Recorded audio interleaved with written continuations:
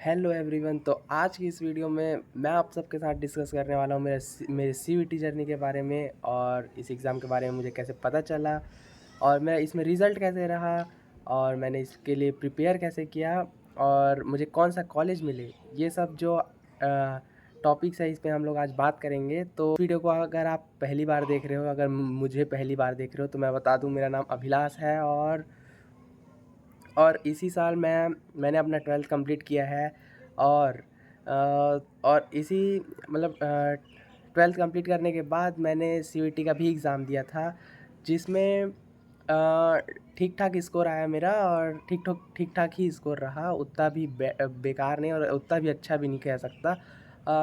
तो सबसे पहले मैं ये बता दूं कि मैंने अपने 12th में मैथमेटिक्स स्ट्रीम था मेरा, ठीक है। और मैथमेटिक्स स्ट्रीम था और मैं 11th और 12th हॉस्टल में था, मतलब नो एक्सिस टू फ़ोन और कुछ भी नहीं, तो ठीक है। और हाँ, और एक और बात बता दूं कि वहाँ मैं हॉस्टल में था 2 साल से और वहाँ कोचिंग भी नहीं कर रहा था, सिर्फ मैं मतलब 12th बोर्ड्स के लिए पढ़ रहा था, ठीक है। तो अगर आप सोच रहे हो कि ये क्यों बता रहा है कि कोचिंग वोचिंग के बारे में, जेई वेई के बारे में, तो इससे बाद में आपको कनेक्ट होगा।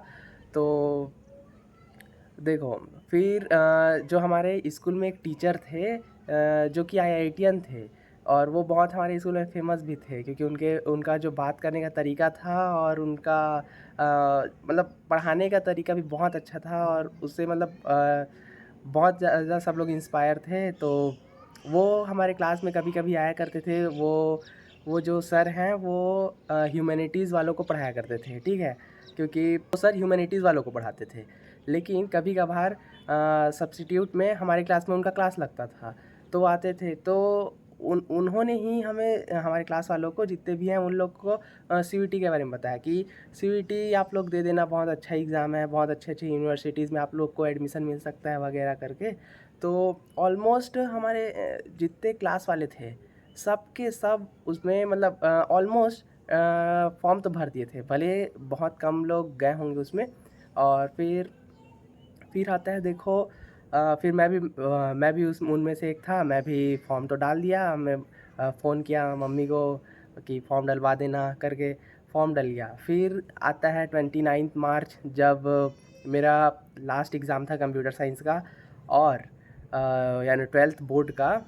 और फिर मैं आता हूँ घर और फिर अब कुछ 2 4 5 दिन रेस्ट करने के बाद मैं मतलब अब भाई देखो, जेई में तो हुआ नहीं था, ठीक है, टू बी वेरी ऑनेस्ट। फिर जेई में तो नहीं हुआ था।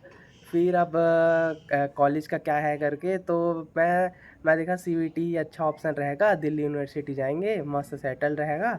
फिर मैं उसमें पढ़ने के लिए चालू किया, सीयूईटी का तैयारी किया बढ़िया से। जितना मेरे से हो रहा था उतना मैं पढ़ रहा था, ठीक है। फिर देखो, फिर आता है 25 मई, और 25 मई को था मेरा केमिस्ट्री और इंग्लिश का एग्ज़ाम। हाँ, और 25 मई को था केमिस्ट्री और इंग्लिश का एग्ज़ाम और 3 जून को था मेरा मतलब लास्ट सीयूईटी वाले दिन मेरा था मैथ्स और फिज़िक्स और जीएटी का एग्ज़ाम। तो मुझे मेन सब्जेक्ट तो थे फिज़िक्स केमिस्ट्री मैथ्स में ही दिलाना था मेरे को, लेकिन सब इन यूनिवर्सिटीज़ का क्राइटेरिया जो है फुलफ़िल हो जाए, इसके लिए मैं इंग्लिश और जीएटी भी डाल दिया था, ठीक है। और फिर इंग्लिश और जीएडी डाल दिया था, लेकिन उसको मैं एक दिन भी पढ़ा नहीं था। उसको मैं फिज़िक्स केमिस्ट्री मैथ्स ही पढ़ रहा था, क्योंकि अगर मैं देखा था दिल्ली यूनिवर्सिटी में तीनों से ही जो अपना स्कोर है उससे ही मेरिट बनेगा करके।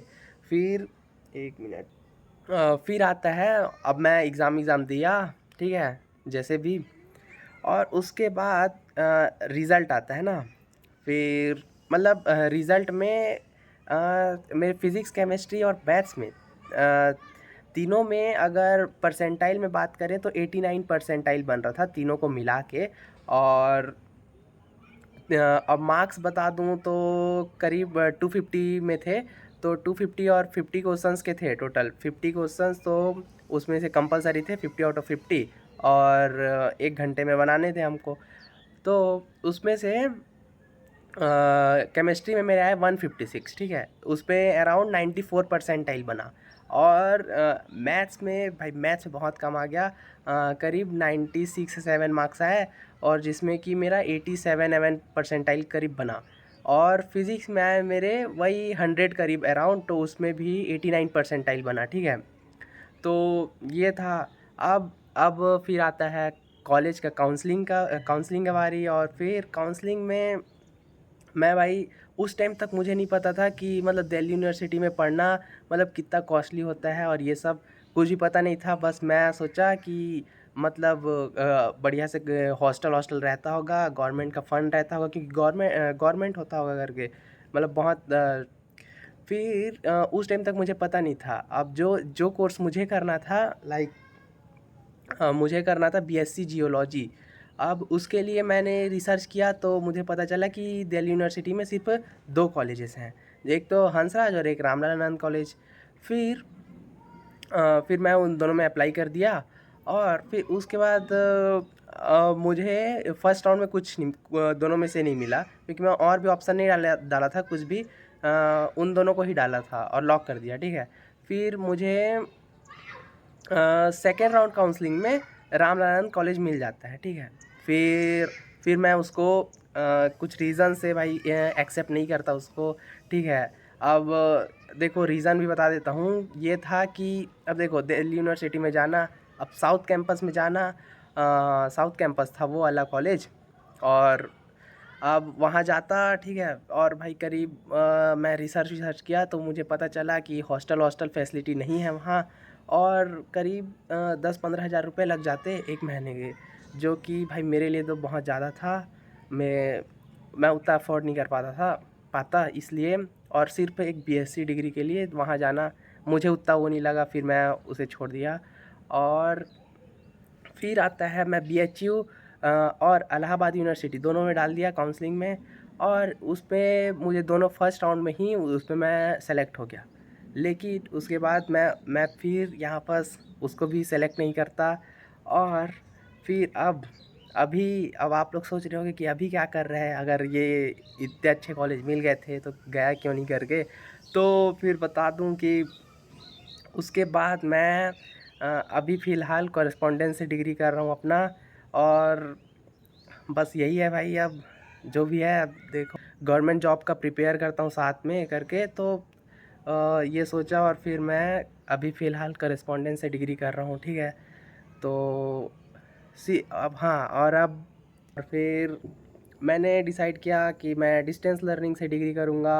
और बस यही है। अब हाँ, अब एक और बात, अगर आप लोग सीयूटी के लिए प्रिपेयर कर रहे हो, अगर आप लोग करने वाले हो अगर कोई, तो बता दूं कि सबसे पहले तो आप एग्ज़ाम कोई भी एग्ज़ाम दिला रहे हो तो सबसे पहले आपको एग्ज़ाम का डिमांड समझना है कि मतलब एग्ज़ाम में एग्ज़ामिनर आपसे क्या चाहता है, मतलब किस टाइप से क्वेश्चन उनको उनको चाहिए, मतलब तो उसके लिए आप सबसे पहले पीवाईक्यूज़ देखो, और उसमें फिर पीवाईक्यूज़ में कैसे टाइप से क्वेश्चन आ रहे हैं, मतलब कि बेसिक है कि थोड़ा एडवांस है।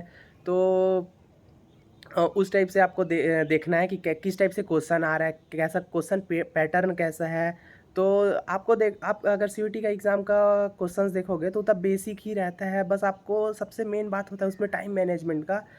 सबसे ज़्यादा इंपॉर्टेंट होता है कि आप टाइम अच्छे से मैनेज कर पाओ, क्योंकि देखो 50 क्वेश्चंस रहते हैं और उतने कंपलसरी रहते हैं, और आपको 60 मिनट्स मिलते हैं, तो उतने में आपको कंप्लीट करना है। तो सबसे मेन होता है कि टाइम मैनेज कर पाओ और रिवाइज़ करो, ज़्यादा से ज़्यादा क्वेश्चन प्रैक्टिस करो, बस इतने में आपका हो जाएगा सीयूटी। ऐसा कोई उतना वो नहीं है। लेकिन आपको अगर मैं अपनी तरफ से टिप्स दूँ, तो वो ये है कि देखो, अगर सीयूटी के लिए प्रिपेयर कर रहे हो ना, तो उसमें आपको दिक्कत होएगा, ठीक है। लेकिन अगर आप जेई का प्रिपेयर कर रहे हो, अगर कोई कोचिंग कर रहे हो अच्छा सा, तो उसमें क्या है ना, आपका सीयूटी एकदम स्मूथली निकल जाएगा, मतलब इतना अच्छा मार्क्स आ जाएगा ना कि आप सोच भी नहीं सकते। लाइक मेरे कुछ फ्रेंड्स थे जो लोग सीयूटी उनका उतना फोकस नहीं था, ठीक है। वो लोग कोचिंग कर रहे थे, और वो लोग उन लोग का जेई निकालना उन लोग का मोटिव था, लेकिन वो लोग सीयूटी मज़े मज़े में दिए थे, तो उनका उसमें सीयूटी में बहुत अच्छा स्कोर आया, मतलब उनको नॉर्थ कैंपस, दिल्ली यूनिवर्सिटी के नॉर्थ कैंपस मिल जाते, ठीक है, ऐसा था। तो वही बात है ना, अगर आप किसी भी चीज़ का तैयारी कर रहे हो तो हार्ड लेवल अपने से ऊपर लेवल का तैयारी करोगे ना, तो क्या होता है कि आपका जो छोटे वाली चीज़ें वो तो मिल ही जाएंगे, लेकिन अगर छोटे के लिए एम कर रहे हो और अगर वो उससे कम ही मिलेगा ना फिर, तो यही बात है। तो अगर मैं आपको कुछ सजेशन दे पाऊँ तो आप ट्राई करो। अगर आपको जेई में अगर नहीं करना भी होगा तो आप तब भी उस लेवल का पढ़ो, ठीक है। और या फिर नीट लेवल का पढ़ो तो ये सीयूईटी जो ये एग्ज़ाम है वो आराम से निकल जाएगा, ठीक है। तो बस यही था। तो अगर आप लोग को कुछ और जानना होगा तो कमेंट करना, ठीक है भाई। तो आज के इस वीडियो के लिए इतना ही। Thank you so much.